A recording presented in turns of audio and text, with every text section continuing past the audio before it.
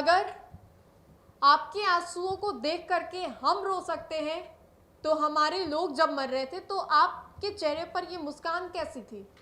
मैं बात कर रही हूँ बैंगलोर स्टैम्पेड की। बैंगलोर स्टैम्पेड जो कि कल हुआ, एक बड़ा हादसा जहां पर खुशी मातम में बदल जाता है।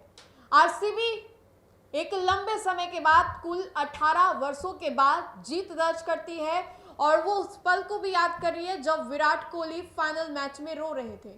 विराट कोहली की आंखें नम हो गई थी और तब उस वक्त ये कहा जा रहा था कि विराट कोहली डिजर्विंग है, विराट कोहली ये डिजर्व करता है और विराट कोहली को जीतना चाहिए, जीतेगा विराट कोहली। और जब पूरे 18 सालों के बाद आरसीबी जीतती है तब स्टैम्पेड हो जाता है। अब बड़ा सवाल यह है कि इसमें प्रशासन की लापरवाही है या फिर वहां के सरकार की। क्या वहां के गवर्नमेंट को इस बात की जानकारी नहीं थी कि अगर आरसीबी पूरे 18 सालों के बाद जीती है तो ये परेड करने की कोई जरूरत नहीं है, वहां के जो लोग हैं वो तो वहां पर आएंगे ही। और चिन्नास्वामी स्टेडियम की जो कैपेसिटी है वो कितनी ज्यादा थी और लोग पहुंचे थे 3 से 4 लाख की संख्या में। तो क्या गवर्नमेंट की इसकी कोई रिस्पॉन्सिबिलिटी नहीं है कि जो परेड है उसको नहीं करवाना चाहिए था।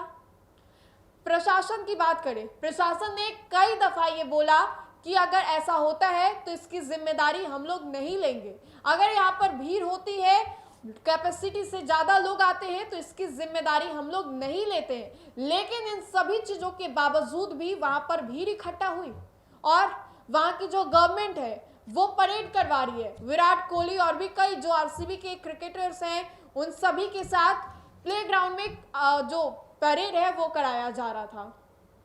अब ऐसे में ये भी बड़ा सवाल है कि जब ये परेड किया जा रहा था तो क्या बाहर की जानकारी आरसीबी के क्रिकेटर्स को नहीं थी? क्या उन लोगों को उस वक्त परेड नहीं रोक देना चाहिए था? क्या उन लोगों को ये नहीं पता था कि अगर 18 सालों का ये जीत है तो यहाँ पर भीड़ उमड़ेगी ही उमड़ेगी? क्या ये नहीं पता था कि आरसीबी अगर जीती है तो बाहर के जो लोग हैं वो तो आने की कोशिश करेंगे ही, लेकिन जो होम टाउन्स के लोग हैं वो उस स्टेडियम में आएंगे? तो क्या इस परेड को डिले नहीं किया जा सकता था? और अगर ये परेड हुआ तो अब इसकी जिम्मेदारी कौन लेगा? जिन लोगों की जानें गई हैं उसकी जिम्मेदारी कौन लेगा? ये खुशी मातम में बदल गया, इसकी जिम्मेदारी कौन लेगा? उन आखिरी सांसों की जिम्मेदारी कौन लेगा जो कि विराट कोहली को देखने के लिए आए थे? विराट कोहली को ये देखने के लिए आए थे कि यही बंदा जब फाइनल मैच में रो रहा था तब पूरा देश इनके साथ था, कह रहा था कि इस बंदे को जीतना चाहिए। और आज जब आरसीबी ने जीता तो विराट कोहली को वो दर्जा दिया गया। अब ऐसे में देश भर में इसकी घोर निंदा की जा रही है। जो भी स्टैम्पेड हुआ है वो तो बहुत ही दर्दनाक है, बहुत लोगों की जाने गई है। अब ऐसे में चिराग पासवान ने भी इसको लेकर के एक पोस्ट किया है। चिराग ने लिखा है कि बेंगलुरु हादसे में हुए जनहानि अत्यंत दुखद है। इस घटना में जिन्होंने अपने को खोया उनके प्रति गहन संवेदना व्यक्त करता हूं।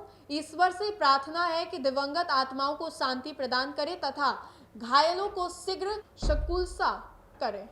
ये चिराग पासवान के द्वारा लिखा गया है। अब ऐसे में देखिए कि बेंगलुरु में जो स्टैम्पेड हुआ है वो भी बहुत दर्दनाक है और इसमें चिन्नास्वामी स्टेडियम के बाहर लाखों की तादाद में प्रशंसक जो थे वो जुटे थे जिन पर पुलिस नियंत्रण नहीं कर सकी। नतीजा यह हुआ कि भीड़ में भगदड़ मच गई जिसमें कम से कम 11 लोगों की मौत हो गई जबकि 33 से ज्यादा लोग घायल हो गए हैं। भीड़ में बच्चे भी शामिल थे। हादसा उस वक्त हुआ जब विधानसभा में आईपीएल की इस साल की विजेता टीम आरसीबी का सम्मान हो रहा था।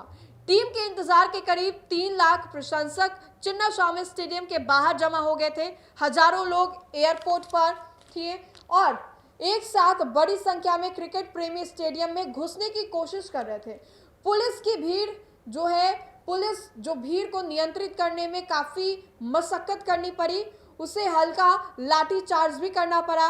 इसका आयोजन कर्नाटक राज्य क्रिकेट संघ ने किया था।